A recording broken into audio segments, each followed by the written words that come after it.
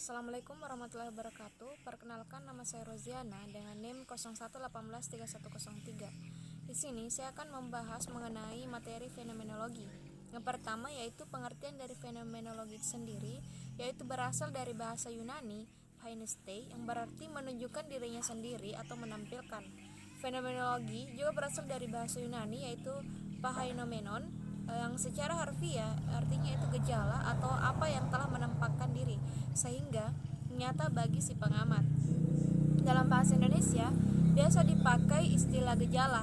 Secara istilah, fenomenologi adalah ilmu pengetahuan ataupun logos tentang apa yang tampak. Dari pengertian tersebut dapat dipahami bahwa fenomenologi adalah suatu aliran yang membicarakan fenomena atau segala sesuatu yang tampak atau yang menampakkan diri.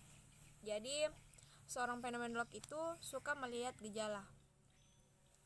Menurut Jelani, penelitian fenomenologi adalah pandangan berpikir yang menekankan pada pengalaman-pengalaman manusia dan bagaimana manusia menginterpretasikan pengalamannya itu sendiri.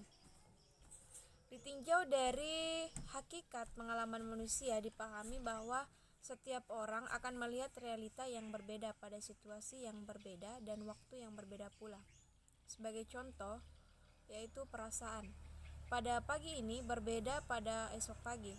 Kalau kita melakukan wawancara kepada seorang pada pagi hari ini akan berbeda pada pagi hari lainnya. Sehingga jarak, waktu, hubungan manusia, tempat tinggal akan mempengaruhi setiap pengalaman manusia.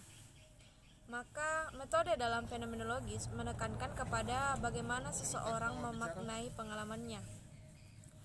Hasbiansyah merangkum pengertian dari fenomenologi. Yang pertama yaitu fenomenologi adalah studi tentang esensi-esensi, misalnya esensi persepsi, esensi kesadaran dan lain sebagainya. Yang kedua yaitu fenomenologi merupakan filsafat yang menempatkan esensi-esensi dalam eksistensi, bahwa manusia dan dunia tak dapat dimengerti kecuali dengan bertitik tolak pada aktivitasnya. Ketiga yaitu fenomenologi adalah suatu filsafat transendental yang menangguhkan sikap natural dengan maksud memahami secara lebih baik.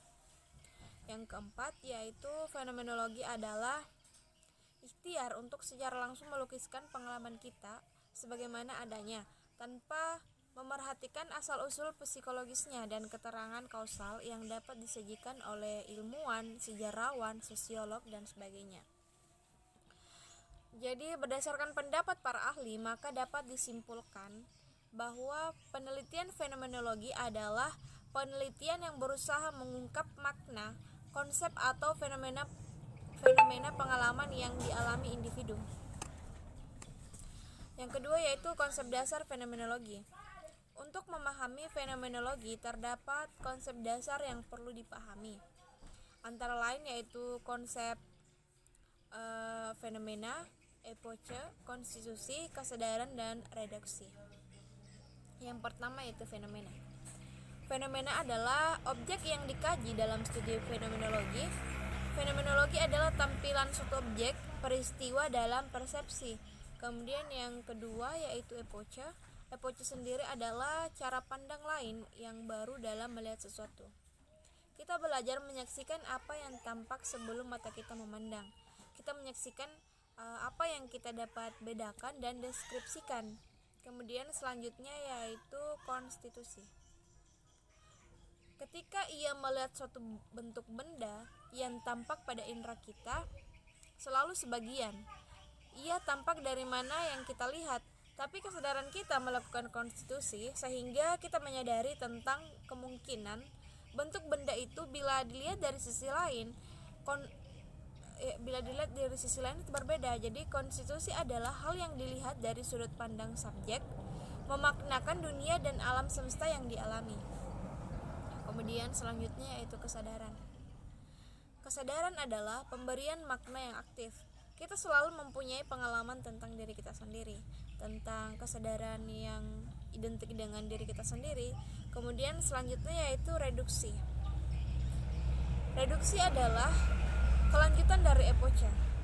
Reduksi ialah memilah pengalaman untuk mendapatkan fenomena dalam wujud semurni-murninya. Segala yang tampak tidak bisa diterima begitu saja, tetapi harus ditilik dalam kesadaran kita. Seorang fenomenolog hendaknya menanggalkan segenap teori peranggapan serta prasangka agar dapat memahami fenomena sebagaimana adanya. Kemudian selanjutnya yaitu metode penelitian fenomenologi. Setiap penelitian memerlukan objektivitas. Objektivitas dalam penelitian fenomenologi adalah membiarkan fakta berbicara untuk dirinya sendiri. Hal ini dapat dilakukan dengan epoche dan eidetik.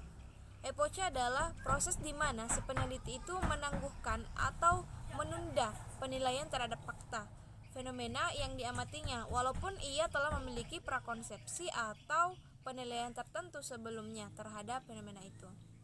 Sedangkan eidetik adalah memahami fenomena melalui pemahaman atas ungkapan-ungkapan atau ekspresi-ekspresi yang digunakan subjek. Kemudian adapun prosedur dan fokus penelitian menurut Asbiansyah, yaitu terdapat prosedur penting dalam studi fenomenologi.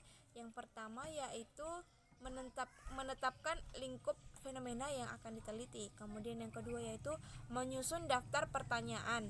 Kemudian selanjutnya itu pengumpulan data, kemudian menganalisis data, kemudian tahap deskripsi esensi, dan yang terakhir yaitu peneliti harus melaporkan hasil dari penelitiannya. Mungkin itu saja yang sempat saya sampaikan. Lebih dan kurangnya mohon dimaafkan. Assalamualaikum warahmatullahi wabarakatuh.